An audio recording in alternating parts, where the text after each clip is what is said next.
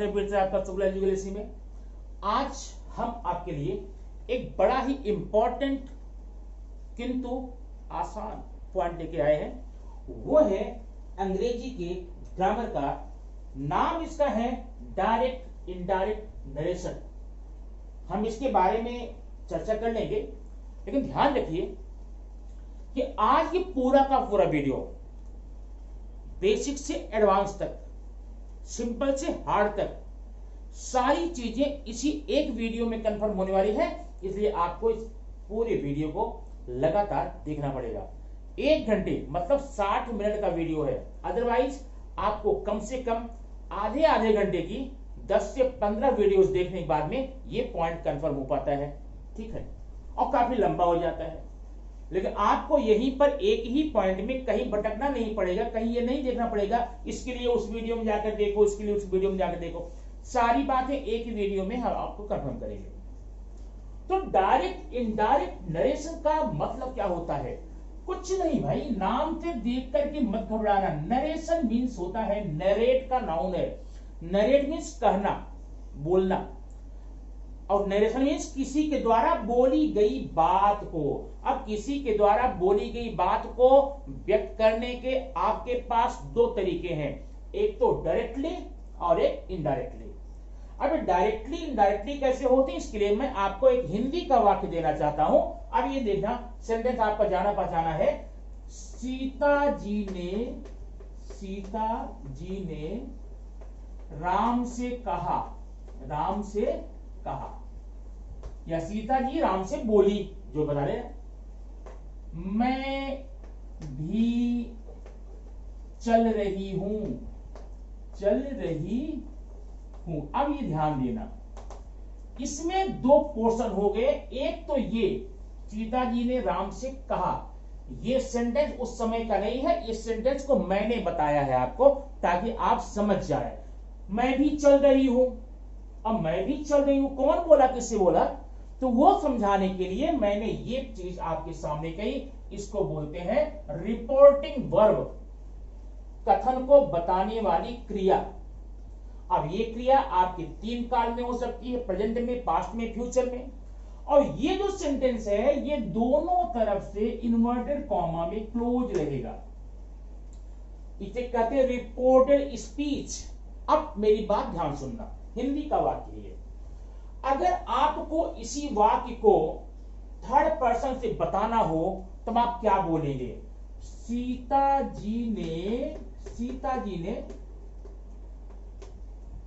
जी राम से बोली, राम से बोली, ठीक है, ये हो गया। अब ये कॉमा हटा के कि सीता जी राम से बोली कि मैं भी तुम्हारे साथ चल रही हूं। अगर मैं ऐसा बोलूं कि मैं भी तुम्हारे साथ चल रही हूं, तो जो नरेटर है, जो कथन बता रहा है, वो बात तो उस पर जाके फिक्स हो जाएगी। सीताराम जी बोली कि मैं भी चल रही हूं तुम्हारे साथ, तो मैं किसके लिए है? नरेटर के लिए मानेंगे कि सीता जी के लिए मानेंगे? मैं किसको बोलते हैं? मैं हमेशा आप अपने लिए यूज करते हैं। ये सेंटेंस सीता जी ने कहा था, अपने लिए कहा था, लेकिन आज इसी वाक्य को आप बता रहे हैं दुनिया वालों को। सीता जी बोली कि वह भी, क्या हो गया? वह भी। अब यहां मैं नहीं करूंगा, मैं मतलब बोलने वाला, मैं का उपयोग सिर्फ बोलने वाला अपने लिए करता है। तो वह भी जा रही थी, ठीक ना। अब यहां पर आप देखिए 2 चीजें। एक तो आपने ये देखा यहां पर की लग गया, कि एक प्रकार का संयोजक है। संयोजक का मतलब जो दो शब्दों को या 2 वाक्यांशों को या 2 वाक्यों को आपस में जोड़े, वो कंजक्शन होता है।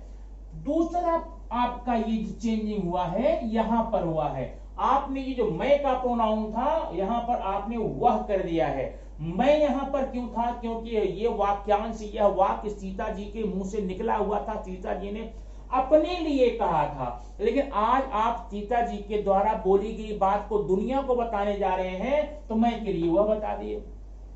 वह भी जा रही थी, अब चल रही हूं, ध्यान देना, चल रही हूं, वो उस समय की बात है, आज के 5000 साल पहले की बात है। जब सीता जी और रामचंद्र जी आमने सामने रहे होंगे तो प्रेजेंट रहा होगा, उस समय वर्तमान काल रहा होगा। लेकिन तब के उस समय के बोली गई बात को आज आपको शो करना है, इसलिए यहां पर काल टेंस चेंज हो गया।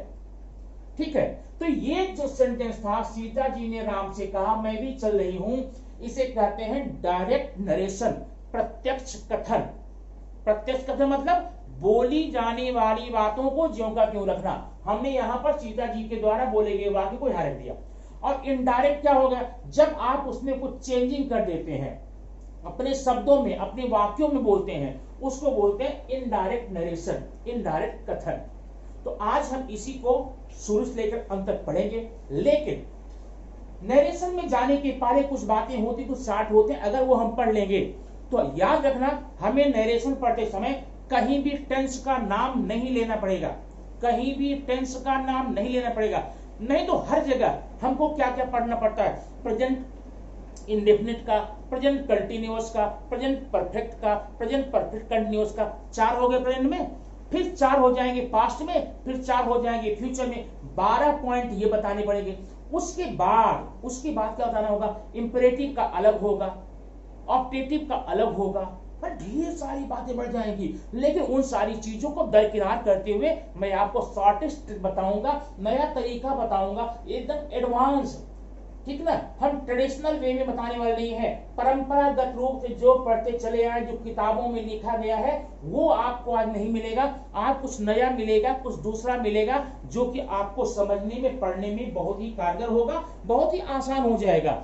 आइए देखते हैं उसके लिए हमें करना क्या होता है। अब आपके सामने यहाँ पर एक टेबल दिख रहा है। यद्यपि कि टेबल का डायरेक्टली कोई संबंध आप नरेशन में नहीं पाते हैं, लेकिन याद रखना, बिना इस टेबल को समझे अगर आप डायरेक्ट इनडायरेक्ट स्पीच में एंटर करते हैं, श्योर एंड सर्टेन आपको बार बार कुछ परेशानियां घेरेंगी और आप कंफ्यूज होंगे, उब जाएंगे, छोड़ देंगे। तो पहले हम इस टेबल को देख लेते हैं। टेबल में जाने के पहले आप देखिए, इंग्लिश में पर्सन 3 होते हैं। कितने person? 3। First person, second person, third person. First, second, third. First कौन है? मैं फर्स्ट हूं, आई फर्स्ट है। सेकंड कौन है? तुम, आप, यू। मैं फर्स्ट, आप सेकंड। थर्ड कौन बचा? दुनिया में जितने भी लोग हैं सबके सब थर्ड। चाहे हमारे देश का पीएम हो, चाहे प्रदेश का सीएम हो, कोई वीआईपी पर्सनालिटीज क्यों ना हो, वो सबके सब थर्ड हैं। फर्स्ट केवल मैं हूं, फर्स्ट मैं हूं, सेकंड आप हैं। अब ऐसा मैं नहीं कर रहा हूं कहीं आपको क्वेश्चन पूछा जाए कि फर्स्ट पर्सन कौन है, आप बता देंगे वो एजुगैलेक्सी वाले जो सर बताते हो फर्स्ट है। नहीं, आप हमेशा अपने आप को फर्स्ट बोलेंगे। मैं फर्स्ट हूं, मैं फर्स्ट हूं, आप सेकंड है, बाकी सब थर्ड है। बात समझ में आ गई ना? अब सुनो, इन जो पर्सन होते हैं उनके 3 केस होते हैं। केस मतलब यूज करने के तरीके पर डिपेंड करता है, उनको केस कहते हैं, कारण। अब केस कौन कौन से? 3 केस होते हैं, subjective case, objective case and perceive case. Subjective case का मतलब जब वो सब्जेक्ट बनकर आएगा आपके वाक्य में। ऑब्जेक्टिव केस का मतलब जब उसे हम आप ऑब्जेक्ट के रूप में यूज करेंगे। अब पॉजिटिव मतलब जहां पर स्वामित्व की बात आएगी, मेरा, मेरी, मेरे, तुम्हारा, तुम्हारी, तुम्हारे, उनका, उनकी, उनके, तो ये जब आता है उसको बोलते हैं पॉजिटिव केस। ठीक है, अब इसको हम करें कैसे? देखो, फर्स्ट पर्सन कौन होता है? आई फर्स्ट है, आई फर्स्ट पर्सन है और ये सब्जेक्टिव केस में है, याद रखना। अब अगर आई को आपको ऑब्जेक्टिव केस में लिखना हो तो इसको आप लिखेंगे मी, और इसका पॉजिटिव केस होता है माई। तो आप ये समझ गए एक लाइन में, फर्स्ट पर्सन में सब्जेक्टिव केस आई, ऑब्जेक्टिव मी है, पॉजिटिव माई है। अब आपको इसको रिपीट करके बताना ही है। मैंने सडनली पूछ लिया मी क्या है, तो पहले आप इसके पर्सन का नाम लेंगे, फिर केस का नाम लेंगे। मी फर्स्ट पर्सन ऑब्जेक्टिव केस, माई क्या है? First person positive case. अगर आपको कभी आ जाए आई क्या है? फर्स्ट पर्सन सब्जेक्टिव है, आई का ऑब्जेक्टिव क्या है? मी, आई का पॉजिटिव क्या है? माई। इतनी बात आप कंफर्म किए रहेंगे, तब वहां आप पार पाएंगे। दूसरी बात, ये जो आई है, मी है, माई फर्स्ट पर्सन हो गया, लेकिन ये सिंगुलर में यूज होता है भाई, तो प्लूरल में क्या होता है? प्लूरल में होता है वी, फर्स्ट पर्सन का सब्जेक्टिव, इसका होता है ऑब्जेक्टिव अस, और पॉसेसिव होता आर। तो आपने ये देख लिया फर्स्ट पर्सन में आई, मी, माई, वी, अस, आर। बस आपको ध्यान ये रखना है, कहीं आने पर, कहीं देखने पर आप बताना है कि कौन सा पर्सन है, कौन सा केस है। ठीक है, अब सेकंड में आ जाइए। सेकंड का सब्जेक्टिव केस होता है यू, और ऑब्जेक्टिव केस होता है यू, पॉजिटिव केस होता है योर। अब यहां पर एक बात आपके मन में उठी, ये यू दोनों, यू जो है सेकंड का सब्जेक्टिव भी है, सेकंड का ऑब्जेक्टिव भी है, तो हम पहचानेंगे कैसे? अगर यू सेंटेंस में आ गया, हम जानेंगे कैसे ये सब्जेक्टिव है कि ऑब्जेक्टिव है? सिंपल है, अगर यू के तुरंत बाद में हेल्पिंग वर्ब या फिर वर्ब हो, तब तो इसको आप मान लेंगे कि सब्जेक्टिव है, और अगर ऐसा नहीं है फिर ऑब्जेक्टिव मान लेना। सिंपल सी बात ना। यू में कंफ्यूजन है, यू सब्जेक्टिव भी हो सकता है, ऑब्जेक्टिव भी हो सकता है, पहचानेंगे कैसे? सिंपल सी बात है, अगर यू के तुरंत बाद में सब्जेक्ट या हेल्पिंग, यू के तुरंत बाद में हेल्पिंग वर्ब या मेन वर्ब दिखाई दे, सब्जेक्ट मान लेना, और अगर यू के बाद में ऐसा नहीं है तो फिर ऑब्जेक्ट मान लेना। ठीक है, अब आइए थर्ड पर्सन में। तो थर्ड पर्सन थोड़ा लंबा है, क्यों?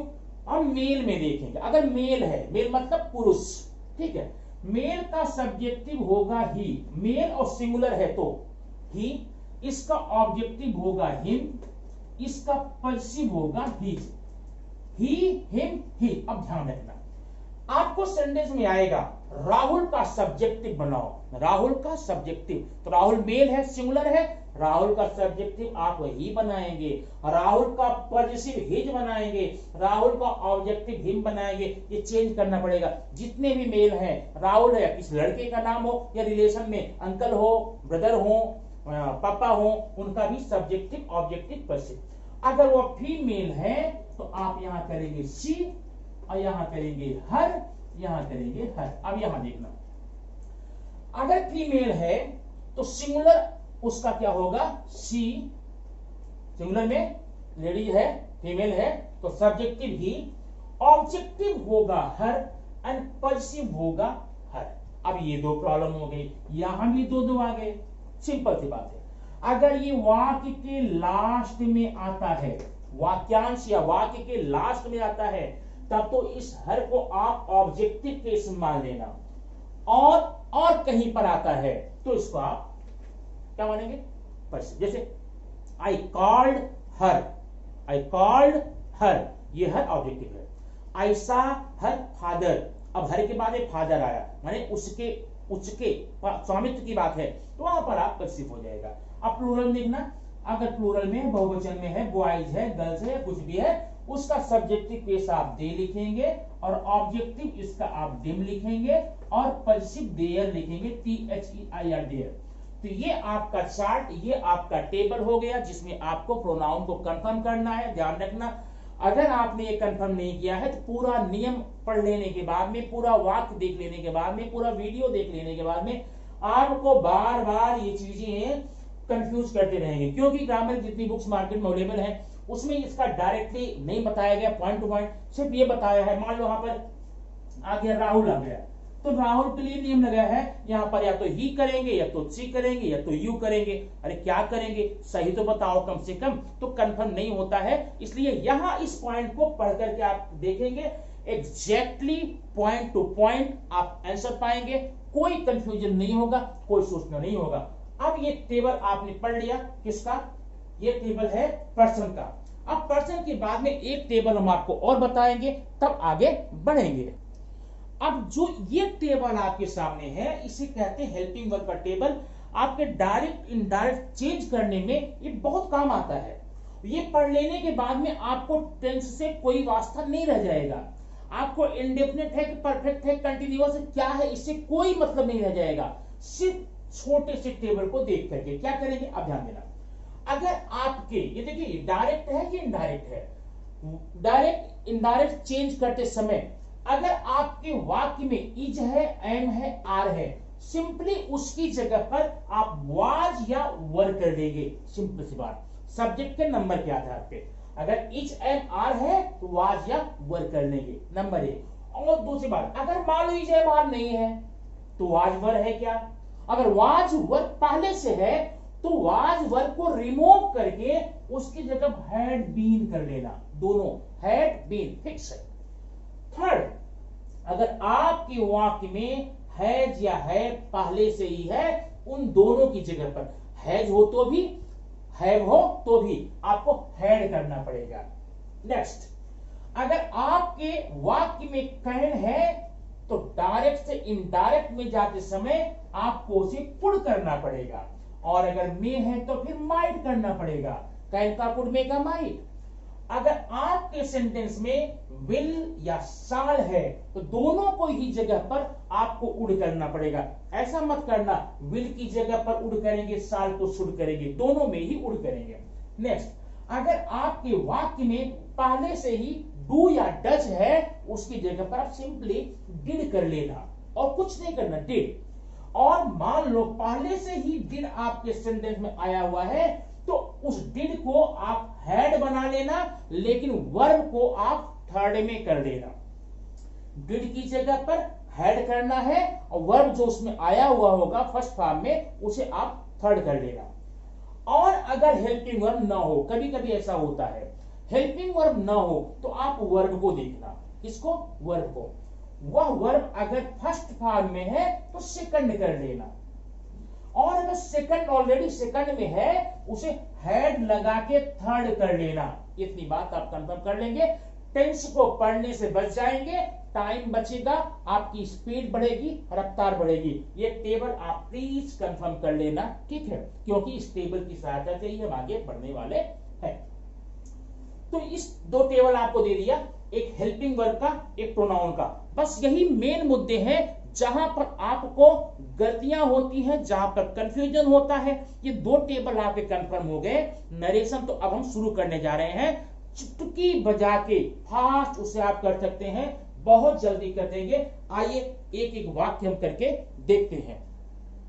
अब आ गए हम लोग नरेशन चेंज करने के पहले पड़ाव पे। पहला पड़ाव देखिए, इसमें जाने पर कुछ बातें देखिए। राहुल चेट्टू माला, ये माला है, राहुल चेट्टू माला, यहां पर कॉमा है, ध्यान देना, पक्का रहेगा। आई हैव सीन योर कार, ये सेंटेंस इन्वर्टेड कॉमा में क्लोज है, ठीक है। अब ये जो पोर्शन है इसको बोलते हैं रिपोर्टिंग वर्ब, माने यही वर्ब है जो हमको रिपोर्ट कर रहा है कि घटना किस काल की है, किस खंड की है। और ये जो है रिपोर्टेड स्पीच, बराबर है, रिपोर्टिंग वर्ब, रिपोर्टेड स्पीच। अब एक बात देखना, पहले आपको ये डिसाइड करना होगा रिपोर्टिंग वर्ब प्रेजेंट टेंस में है कि पास्ट में है कि फ्यूचर में है। ध्यान देना, प्रेजेंट में है कि पास्ट में है कि फ्यूचर में है। तो जो कि यहां पर सेड आया हुआ है कि पास्ट में है कि पास्ट में है, तो चूंकि तीनों टेंसेस के हम अलग अलग थोड़ा पढ़ेंगे। और याद रखना, पास्ट का कंफर्म होने के बाद में बाकी आपके पास पढ़ने कुछ बचेगा नहीं, वो चाहे प्रेजेंट का हो चाहे फ्यूचर का हो, सिंपली हो जाएगा। थोड़ी सी उसमें स्लाइड चेंज रहता है, तो ये पास्ट में है पक्का। अब इसे डिसाइड कीजिए, आई हैव सीन ए कार। अब 5 प्रकार के सेंटेंस आप पढ़े हैं, assertive sentence, interrogative sentence, exclamatory sentence, imperative sentence and last में ऑप्टेटिव सेंटेंस। तो डिसाइड कर लो ये किस में है, ये असर्टिव में है, ध्यान देना, ये असर्टिव में है। अब हम जो नियम पढ़ने जा रहे हैं किसका है, जहां रिपोर्टिंग वर्ब पास्ट में हो और ये सेंटेंस असर्टिव में हो, कौन कौन से नियम अप्लाई करेंगे, ध्यान देना। और याद रखना, आपको टाइम अगर ज्यादा लगेगा सिर्फ पहले में लगेगा, बाकी जो नियम पढ़ते जाएंगे उसमें 90% पहले का नियम होगा, 10% चेंज होगा। नियम नंबर 1 देखना, पहला, जब आप चेंज करने जा रहे हैं, राहुल सेड, अब यहां आ गए, अगर यहां पर सिर्फ सेड है, सेड के बाद कॉमा है, यहां पर सेड के बाद में माला के पास कॉमा है, अगर सेड के बाद कॉमा है तो आप भाई चेंज करते समय सेड को सेड ही लिखिए। और अगर आपको यहां पर सेड टू लिखा है तो ध्यान रखना इसको आप बना देना टोल्ड। एक नियम हो गया, एक नियम हो गया। अगर ये पास्ट में है, ये असर्टिव है, तो पहला नियम हमने ये पढ़ा कि यहां पर अगर सेड है, सेड के बाद कॉमा है, तो उसको सेड ही लिखना, और सेड के साथ में टू एडेड है, टू जुड़ा हुआ है, तो उन दोनों को मिला करके आप यहां टोल्ड बना देना। एक नियम हो गया।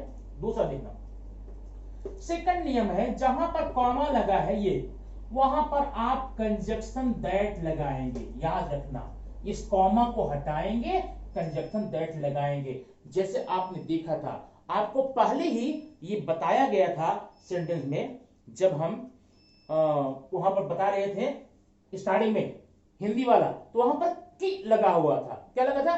की। ओके, तो अब जब वहां पर की लगा था, तो वही अंग्रेजी में आप क्या करेंगे? दैट कर देंगे। सिंपल सी बात है भाई यहां पे। तो ये हुआ आपका दो नियम। पहला नियम क्या था? आपने देखा कि अगर आपके वाक्य में सेड है तो सेड को सेड किया, सेड को टोल्ड किया। अब कॉमा हटा के दैट लगाएंगे। अब हर सेंटेंस में, हर प्रकार के वाक्य में आपको ये कंजक्शन अलग अलग पढ़ना पड़ेगा। ठीक है, हम अभी बात किस कर रहे हैं? Past assertive. नंबर 3 जरा ध्यान से देखना। अभी आप देखो, मैं लिखता हूं राहुल टोल्ड, पहला नियम हो गया। यहां टू मत लगाना, माला, राहुल टोल्ड माला। अब ये कॉमा हटा के आपने यहां पर कर दिया है दैट। दो काम हो गए। तीसरा देखो ध्यान से।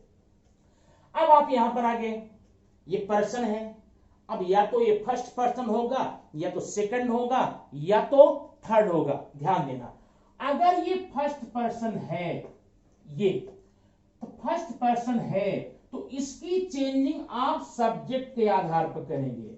आप फिर समझ जाएंगे इसको। देखिए ये क्या है, फर्स्ट पर्सन है, तो पहले पता लगा ये पर्सन फर्स्ट है, तो केस कौन सा है? ये केस सब्जेक्टिव है। बात समझ? तो माने फर्स्ट पर्सन है, सब्जेक्टिव केस है, तो फर्स्ट पर्सन जाएगा कहां? सब्जेक्ट के पास। आई जाएगा राहुल के पास। अब राहुल को आपको यहां लाना है। ध्यान देना, राहुल को यहां लाना है, लेकिन राहुल को यहां इसी केस में लाना है जिस केस में ये है। तो आई किस केस में है? सब्जेक्टिव में है। तो राहुल का सब्जेक्टिव यहां पर आप करेंगे ही। थर्ड नियम हो गया। अच्छा, अगर मान लो यहां पर सेकंड पर्सन होता तो क्या करते? सेकंड को हम करते हैं ऑब्जेक्ट के आधार पे। अगर यहां यू होता ना, तो यू की चेंजिंग माला के आधार पर होती। ऑब्जेक्ट को लाएंगे यहां पर, और जिस केस में रहेगा कर देंगे। अब एग्जांपल आप देख लीजिए, समझ जाएंगे। मान लो ऑलरेडी यहां पर यू है, तो you first person subjective case है। यू कहां जाएगा? जाएगा ऑब्जेक्ट के पास में। ऑब्जेक्ट क्या है? माला। माला यहां पर आएगी, और माला यहां आकर सब्जेक्ट बन जाएगी। माला का सब्जेक्ट सी हो जाएगा। तो हम यहां पर सी करने के लिए मिटा देता हूं, बात बताता हूं। यहां पर मैंने आई किया था, देखो। और अगर मान लो थर्ड पर्सन है, यहां पर फर्स्ट आप देख लिए, फर्स्ट की चेंजिंग सब्जेक्ट के आधार पे, सेकंड की चेंजिंग, सॉरी, फर्स्ट की चेंजिंग सब्जेक्ट के आधार पे, सेकंड की चेंजिंग ऑब्जेक्ट के आधार पे। हो गया। अगर मान लो यहां पर थर्ड पर्सन है, तो नॉट एप्लीकेबल, मतलब वहां कोई चेंजिंग आप नहीं करेंगे। फर्स्ट की चेंज करेंगे, सेकंड को करेंगे, थर्ड को कभी भी चेंज नहीं करेंगे। आपके 3 नियम कंफर्म हो गए। ध्यान रखना, यही नियम हम कंटिन्यू करेंगे आगे जाकर के। ये टेंस कोई भी हो, ये वाक्य कोई भी हो, ध्यान रखना। चौथा नियम क्या पढ़ेंगे? चौथा नियम सिंपल है, जो आपने हेल्पिंग वर्ब का टेबल पढ़ा वही है। अब यहां पर अगर इज एम आर है तो वाज वेयर कर लेंगे, वाज वेयर है तो हैड बीन कर लेंगे, कैन का गुड, मे का माइट करेंगे, डू डज का डिड का हैड प्लस थर्ड करेंगे, वाज वेयर का हैड बीन करेंगे, हैज हैव का हैड करेंगे। ये जो चेंजिंग आपने पढ़ा हुआ था, अब देखो हैव आ गया, हैव का हैड करेंगे ना, हैड सीन। अब फिर देखो यहां पर आ गया, फिर प्रोनाउन आ गया। ये कौन सा पर्सन है? सेकंड है। सेकंड का कौन सा केस है? पॉजिटिव है। ये यही चीज कंफर्म करनी है आपको। पॉजिटिव है तो सेकंड कहां जाएगा? सेकंड जाता है ऑब्जेक्ट पास, माला के पास। अब माला को लाइए यहां पर, माला का पॉजिटिव सी, हर, हर। तो यहां पर हम क्या करेंगे? हर करेंगे, हर का हर। इस प्रकार से आपका एक सेंटेंस पूरा हो गया। अगर असर्टिव रहेगा तो इस प्रकार से आप उसमें कर सकते हैं। नियम ये ध्यान रखना, 4 नियम है एक नियम मैं और बताऊंगा, अभी नहीं, इसको खत्म होने के बाद में, ठीक है। तो ठीक है, आपने तो पढ़ लिया असर्टिव रहेगा तो क्या करेंगे। अब जरा एक सेंटेंस और मैं आपको लिख करके उसका आंसर लिख के बता दूं ताकि आपको समझ में आ जाए। ये लेके मैंने लिखा, Mayur said I don't like tea. ध्यान देना, छोटा सेंटेंस है ना। अब यहां पर आप क्या करेंगे, पास्ट में है असर्टिव में, ये चीज पहले कंफर्म करनी है आपको। आप यहां करेंगे मयूर सेड है तो सेड ही रहेगा क्योंकि यहां पर टू नहीं है। मयूर सेड, मयूर सेड दूसरा नियम हो गया, पहला नियम हो गया। दूसरा था इसका आई। अब आई देखो कहां जाएगा, आई फर्स्ट पर्सन है और सब्जेक्टिव केस है, तो फर्स्ट पर्सन जाएगा मयूर के पास में। मयूर को हम यहां लाएंगे, मयूर को यहां लाके सब्जेक्ट बनाएंगे, भैया हो ही हो जाएगा, ठीक है। अब डोंट है, आपने पढ़ा था, डूडज को डिड करेंगे, यहां डिड कर लो। डिडंट, डिडंट ना, लाइक, आगे कुछ चेंज करने लायक नहीं है, टी। इस प्रकार से आपके दो एग्जाम्पल यहां पर हो गए, डायरेक्ट इनडायरेक्ट के।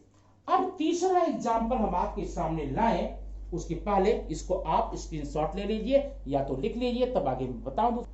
अब ये एग्जाम्पल आपके हम ले चलते हैं दूसरे पॉइंट में।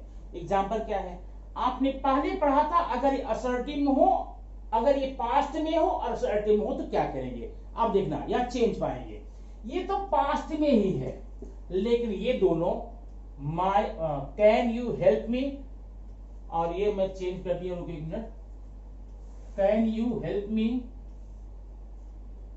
Do you call her. ये देखना, कैन यू हेल्प मी, ये आपका यस नो टाइप क्वेश्चन है ना, पहचानते होंगे, पास्ट यस नो टाइप। अब इसका नियम देखना, सिंपल सा है। नियम नंबर 1, जहां पर सेड है या जहां पर सेड टू है, आपने पहले क्या देखा था, सेड को सेड, सेड टू को टोल्ड, यहां पर दोनों ही कंडीशन में आप लिखेंगे आस्क्ड, सेड को भी सेड टू को भी, पहला नियम हो गया। दूसरा नियम, जहां पर कॉमा है, आप पहले क्या लगा के आए हैं, दैट ना, वहां पर आप लगाएंगे इफ या फिर वेदर, इफ या वेदर, ये कंजक्शन है इसका। बाकी तीसरा नियम क्या था, पर्सन चेंज करना, सेम। चौथा नियम क्या था, क्या था, हेल्पिंग वर्ब का सेम। तो माने ये दोनों तो सेम हो गए। सेम क्या, फर्स्ट पर्सन की चेंजिंग सब्जेक्ट के आधार पे, सेकंड की ऑब्जेक्ट के आधार पे, थर्ड में कोई चेंज नहीं। अब यहां देखना, हम लिखेंगे किरण सेड टू को asked, Kiran asked me, conjunction if हो गया, ठीक है। अब यहां जाओ, अब इसमें अलग नियम करना होगा, थोड़ा सा है। अभी देखो हेल्पिंग वर्ब यहां पर है और यू यहां पर है ना, तो जब आप चेंज करेंगे, डायरेक्शन चेंज करेंगे, याद रखना इसको आप बाहर कर लेना या इसको आप अंदर कर लेना या दोनों को बाहर अंदर कर लेना, मतलब एक ही है, आंसर एक ही होगा, ठीक। अब देखना, तो ये देखो ये कौन सा पर्सन है, first, sorry second, you second person है। केस कौन सा है, इसके बाद वर्ब आया हुआ है, माने सब्जेक्टिव केस भाई। तो अब ये बताइए यू कहां जाएगा, यू जाएगा ऑब्जेक्ट के पास, ये मी है, मी को आप यहां लाइए, लेकिन किस केस में, जिस केस में ये है, तो मी का सब्जेक्टिव क्या होगा, आई, ठीक है। अब कैन को अंदर ले जाइए, कैन को आपने क्या सीखा था, कैन को सीखा था कुड, तो आप यहां कर दीजिए कुड, इफ आई कुड, बाकी यहां पर हेल्प हो जाएगा। अब ये देखना, मी फर्स्ट पर्सन ऑब्जेक्टिव केस, तो मी जाएगा, फर्स्ट पर्सन जाएगा कहां, किरण के पास, किरण का ऑब्जेक्टिव होता है हर, और यहाँ फुल स्टॉप लगाइए। ध्यान रखना नरेशन चेंज करने के बाद में आपके डायरेक्ट में चाहे कोई भी साइन हो, आप आंसर में सिर्फ फुल स्टॉप लगाएंगे। ये आपका आंसर हो गया। एक एग्जांपल और देखते हैं। ये होगा Puja asked, Puja asked Mala, Puja asked Mala if हो गया। ठीक है, अब ध्यान देना, मैंने अभी बताया जो भी हेल्पिंग वर्ब यहां होगा आप उसे अंदर ले जाएंगे, बराबर है, सही बताया, गलत नहीं बताया। लेकिन ध्यान रखना सिर्फ दो हेल्पिंग वर्ब, एक डू और एक डज, किसी भी कीमत पर अंदर नहीं जाएगा। ठीक है, डू या डज अंदर नहीं जाएगा। तब क्या होगा बताता हूं। आप यहां शुरू करें, यू होगा, इसके आधार पे सी। जब डू डज यहां पर है उसको आप यूज ही मत कीजिए, बस अंदर आने वाले वर्ब को आप सेकंड में बना देना, कॉल्ड हर, फुल स्टॉप। ये आपका आंसर होगा। लेकिन ध्यान रखना ये नियम आपका सिर्फ दो हेल्पिंग वर्ब लागू होगा, एक डू पर एक डज पर। ठीक है, बाकी नियम आप हेल्पिंग वर्ब अंदर ले जाएंगे। ये आपका हो गया एस्नो टाइप क्वेश्चन का आंसर कैसे करें। अब आइए हम बढ़ते हैं अगले पॉइंट की तरफ, जो कि इस प्रकार से है। अब ये सेंटेंस आपके सामने आ गया, आपने पढ़ लिया असर्टिव, पढ़ लिया एस्नो टाइप और पढ़ने जा रहे हैं डब्ल्यू टाइप। ठीक है, अभी देखना ये सेंटेंस पहले जैसा असर्टिव, लेकिन ये हो गया डब्ल्यू टाइप, है ना। इसका नियम सुनना, बड़ा अचंभा मानेंगे नियम सुन करके। इसमें पूरा नियम एस्नो टाइप का, काम खत्म हो गया। पूरा नियम एस्नो टाइप का, बस एक अंतर है, आप वहां पर आपने इफ या वेदर लगाया था ना, यहां कुछ मत करना। WH में अलग से किसी प्रकार के कंजक्शन को यूज करने की जरूरत नहीं, पूरा नियम करेंगे एस्नो टाइप का। अब क्या होगा, ये नेहा सेड टू का आस्क्ड हिम। ठीक है, वेयर, या कॉमन ही रहेगा, वेयर। अब आगे यहां पे एक minute, where are you, where are, ऐसा है, तो मिटा देता हूं, नहीं समझ नहीं आएगा। Where are you staying. ठीक है, देखो अब आपने देख लिया, आस्क कर लिया, यहां पर आप कुछ करेंगे, वेयर हो गया। अब देखो ये फर्स्ट पर्सन सेकंड पर्सन का है, सब्जेक्टिव जाएगा कहां, हिम के पास, हिम का सब्जेक्टिव ही, और यहां आर है जाएगा अंदर, क्या बन करके, वाज एवर। अब एक बात ध्यान रखना, यहां आर है तो आप वर्क करेंगे, ऐसा नहीं है। आर है तो यहां इज भी हो सकता है, एम भी हो सकता है, आर भी हो सकता है, क्योंकि अभी चेंज जब करेंगे उसके आधार होगा, क्या हो जाएगा, वाज स्टेइंग। ये आपका रहा डब्ल्यू टाइप का क्वेश्चन रहेगा, तो आप इस प्रकार से करेंगे। ठीक है, अगला आइए हम पढ़ते हैं। अगर आपका सेंटेंस एक्सक्लेमेटरी में रहेगा तो क्या होगा, देखो, he said to me how nice bag you have. देखना ये आपका असर्टिव में है पहले जैसा, ये एक्सक्लेमेटरी है। एक काम करो, पहले आप इस एक्सक्लेमेटरी को असर्टिव में बना के रख लो, या तो दिमाग में या तो पेज पे। दिमाग में जगह नहीं है, पेज बना सकते हो। कैसे होगा इसका होगा असर्टिव, यू हैव, हो गया ना, यू हैव, हाउ है very, you have very nice bag. ये पोर्शन आप पढ़ चुके हैं। अब देखो, अब ये तो असर्टिव हो गया भाई, हो गया ना, तो इसमें पूरा का पूरा नियम असर्टिव लगेगा, पूरा नियम। बस एक अंतर है, जहां सेड है या सेड टू है वहां आप एक्सक्लेम्ड करेंगे। कैसे, ही एक्सक्लेम्ड मी, हो गया। कंजक्शन कौन से लगाएंगे, जो आपने असर्टिव लगाया था, क्योंकि असर्टिव बन गया। अब हमको इससे कोई मतलब नहीं, इसका मतलब सिर्फ इतना है, हमने यहां एक्सक्लेम्ड लगाया है सेड या सेड टू को। अब देखो दैट लगेगा, ठीक है, यू मी आई, हैव का हैड, वेरी नाइस बैग, ये आपका हो गया असर्टिव का। बात समझ आई? एक्सक्लेमेटरी का। अब आइए हम आपको बताते हैं अगले पॉइंट। 5 पॉइंट है, assertive, interrogative, exclamatory, optative, imperative. 3 आप पढ़ लिए। अब आइए पढ़ते हैं इंपेरेटिव सेंटेंस रहेगा तो हम कैसे कर सकते हैं। देखा, अगर सेंटेंस आपका इंपेरेटिव है तो क्या करेंगे, देखना। रतन said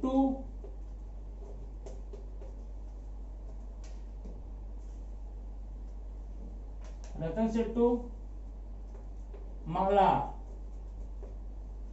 help me प्लीज। अब यहां ध्यान देना, ये आपका इंपेरेटिव सेंटेंस है। तो अगर इंपेरेटिव है तो क्या करेंगे? नंबर 1, जहां यहां सेड है या सेड टू है, इसको ध्यान देना। इसके आप वाक्य के अर्थ के आधार पे क्या क्या कर सकते हैं? Told, requested, suggested, advised, commanded, ordered, ऐसे बहुत सेंटेंस है। आज देखिए और लिख देता हूं। माने इतने वर्ड है, told, requested, suggested, advised, commanded, ordered and asked. अब इसमें से कौन सा लगाए? वेरी सिंपल है। मीनिंग देखो ना भाई, रतन ने माला से कहा प्लीज मेरी हेल्प कर दो। अब आपको समझ में आ गया होगा कि यहां पर ऑर्डर तो लगाएंगे नहीं, यहां प्लीज लगाए ना। रिक्वेस्टेड कर सकते हैं, प्लीडेड कर सकते हैं, ये होगा यहां पर रतन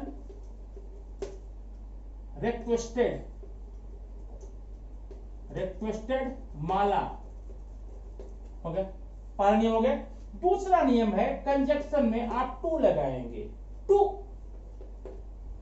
बाकी तीसरा चौथा नियम सेम रहेगा। अब होगा टू हेल्प मिका हिम, प्लीज मत लगाना।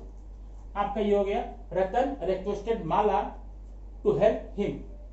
अब ध्यान देना, यहां पर टोल्ड, इस रिक्वेस्टेड जगह पर टोल्ड कर सकते हैं, और ठीक है, सजेस्टेड कर सकते हैं, आस्क कर सकते हैं। 1 2 3 चलेगा, तीनों एकदम अपोजिट मत जाना। अब यहां आपको प्लीज दिख रहा है तो आप यहां आस्क्ड भी कर सकते थे और सही होता, रिक्वेस्टेड भी कर सकते थे, सही था, प्लीडेड भी कर सकते, सही था, ठीक है, टोल्ड भी कर सकते, वो भी चलता। लेकिन जब आप यहां ऑर्डर कर देंगे तो गड़बड़ हो जाएगा। ये तो अपोजिट मत जाना। अरे पापा से टू मी, पापा से टू मी स्टडी हार्ड, पापा ने मुझसे कहा हार्ड स्टडी करो। अब यहां पर क्या करेंगे? यहां टोल्ड भी चलता, आस्क्ड भी चलता, सजेस्टेड भी चलता, एडवाइस्ड भी चलता, ऑर्डर्ड भी चलता, बस रिक्वेस्टेड नहीं चलता। पापा मुझसे रिक्वेस्ट नहीं करेंगे हाथ जोड़ करके बेटा प्लीज प्लीज पढ़ लो, नहीं तो क्या होगा। ठीक, आप ये कॉमन सेंस का यूज करना यहां पर आराम से कर सकते हैं। चलिए, इंपेरेटिव हो गया। अब आ जाइए, हम आपको आखिरी पड़ाव पे लेके चल रहे हैं। आखिरी पड़ाव है ऑप्टेटिव सेंटेंसेस। ये देखना, ऑप्टेटिव सेंटेंसेस, इसका यूज बहुत कम होता है लेकिन पढ़ लो बहुत अच्छा रहेगा। सेंटेंसेस, ये पहले ऑप्टेटिव क्या होता है ये देख लो। ऐसे सारे वाक्य जिस वाक्य के माध्यम से आप किसी को अभिवादन करते हैं, अभी जानते हैं ना, हाय हेलो, नमस्ते करते हैं, आशीर्वाद देते हैं, श्राप देते हैं, गाली देते हैं, प्रशंसा करते हैं, वो सारे के सारे ऑप्टेटिव में आते हैं। विश करते हैं, ग्रीटिंग करते हैं। ये देखना, Neha said to me happy birthday to you. अब ये देखना, इसमें कोई भी नियम कानून नहीं लेता, सिंपल सी बात होती है। आप देखिए, ये हैप्पी बर्थडे है क्या? विश, क्या है? विश है, तो आप यहां पर विश कर देना, विश दो। अगर ये कोई ग्रीटिंग होती, ग्रीटेड, अगर कोई आशीर्वाद होता तो ब्लेस्ड, कोई ये अभिशाप होता, गाली होता तो कर्स्ड। तो यहां क्या करेंगे, नेहा सेट्टू का विश्ड, नेहा विश्ड किसको, मी। नेहा ने मुझे विश किया, क्या विश किया, अब ये मत लिखना हैप्पी बर्थडे, बर्थडे, नेहा ने मुझे हैप्पी बर्थडे विश कर दिया। ठीक है, ये देखा example. Rahul said to me, Rahul said to Meera thank you. ठीक है, अब यहां क्या करेंगे, थैंक यू है ना, इसको इधर ला दिए ऐसा, राहुल थैंक्ड मी, तो राहुल थैंक्ड मीरा। इस प्रकार से आपके पूरे सेंटेंसेस खत्म हुए, समाप्त हुए।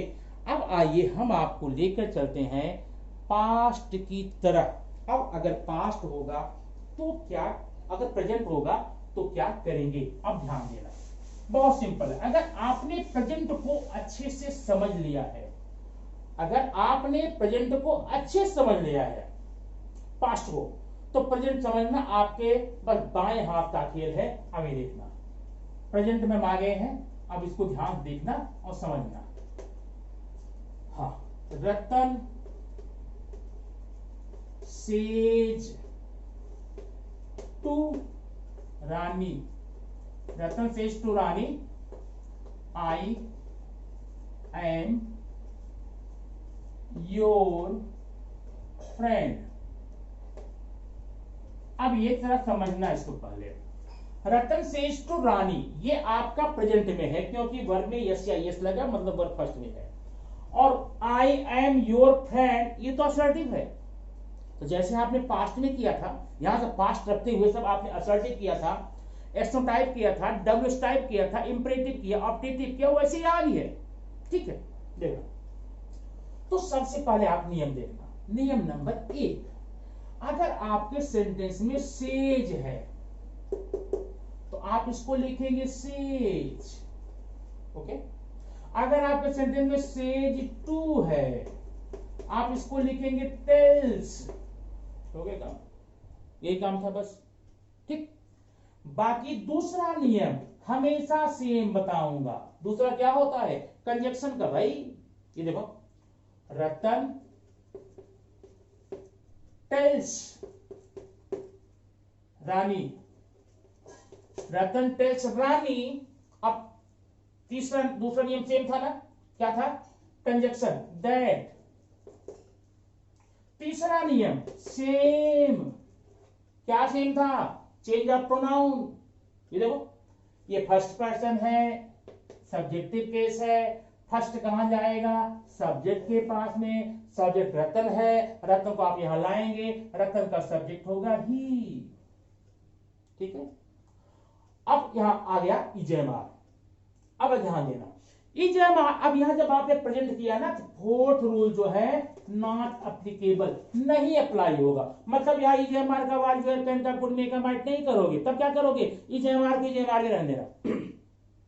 जो टेबल बताया था आपको नियम नंबर 4 में, वो यहां पर लागू नहीं होगा। क्यों, क्योंकि प्रेजेंट है।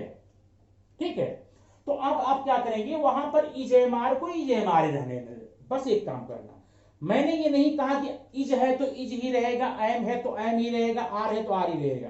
वो चेंज होगा लेकिन आपस में इजेमार में ही रह जाएगा। अब यहां पर एम था क्योंकि यहां पर आई था, आई एम, लेकिन ये प्रोनाउन चेंज हुआ, ही हुआ, तो ही के साथ एम नहीं लगेगा, क्या लगेगा, इज, ही इज। अब ये है सेकंड पर्सन पॉजिटिव, सेकंड जाएगा रानी के पास, रानी का पॉजिटिव होगा हर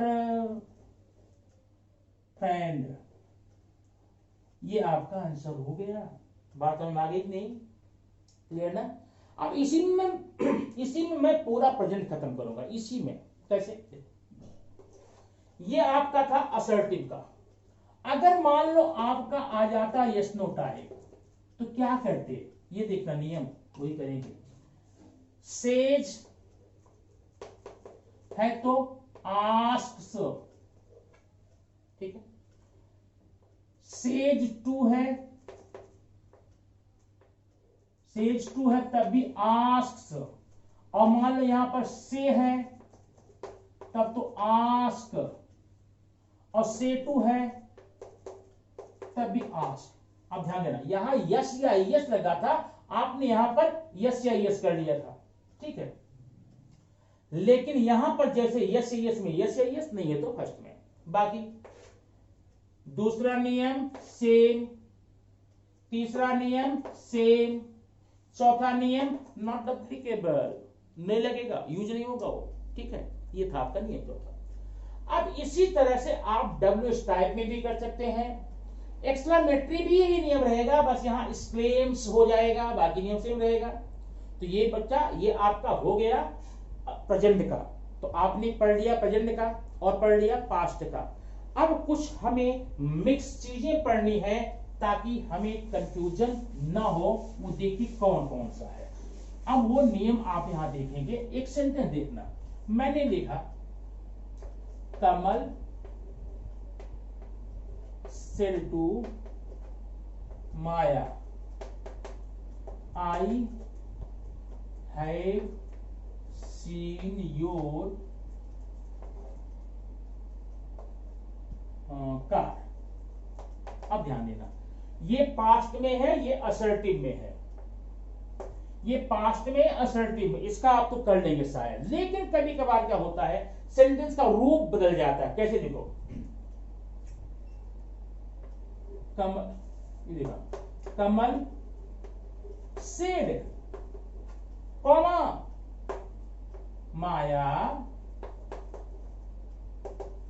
आई हैव सीन योर कार।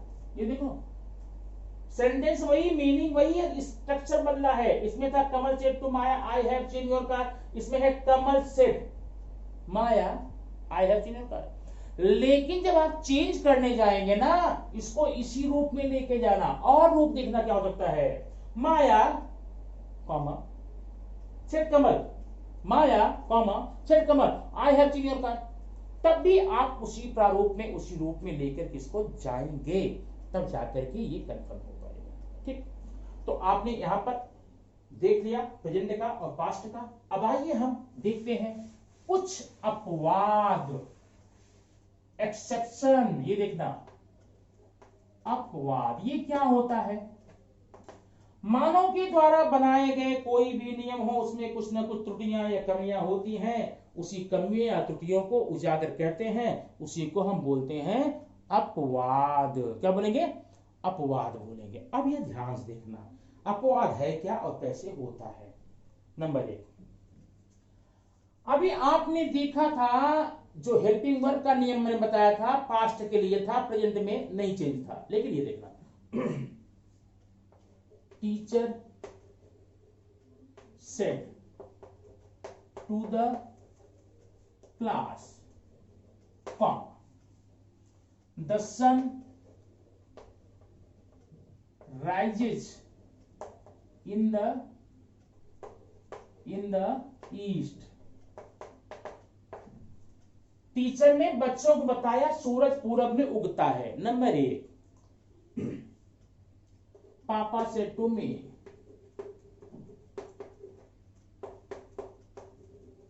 ठीक है, मुंबई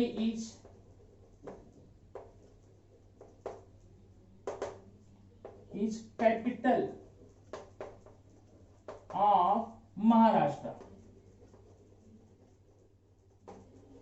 अब ध्यान देना है, इसमें टीचर ने बच्चों को बताया कि sun rises in the east, सूरज पूरब में उगता है। अब ध्यान देना, अगर देखना ये आपका पास्ट में है। अब इसका आंसर देखो, teacher told the class the sun rises first form में है, रोज कर लेंगे, the sun rose in the east.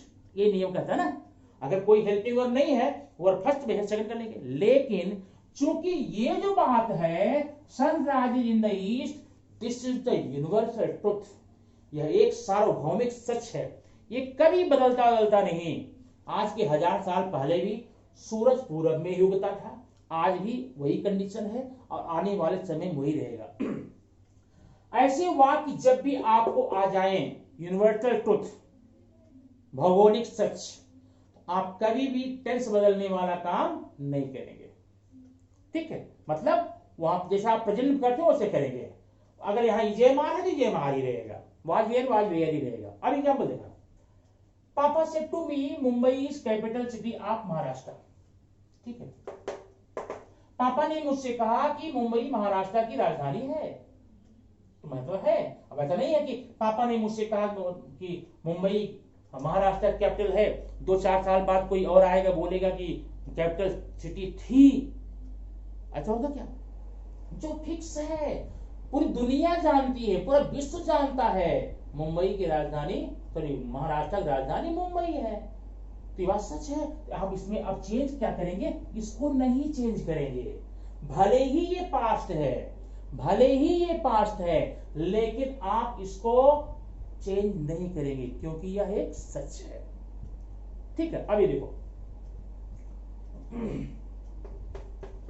Neha said to me, little knowledge is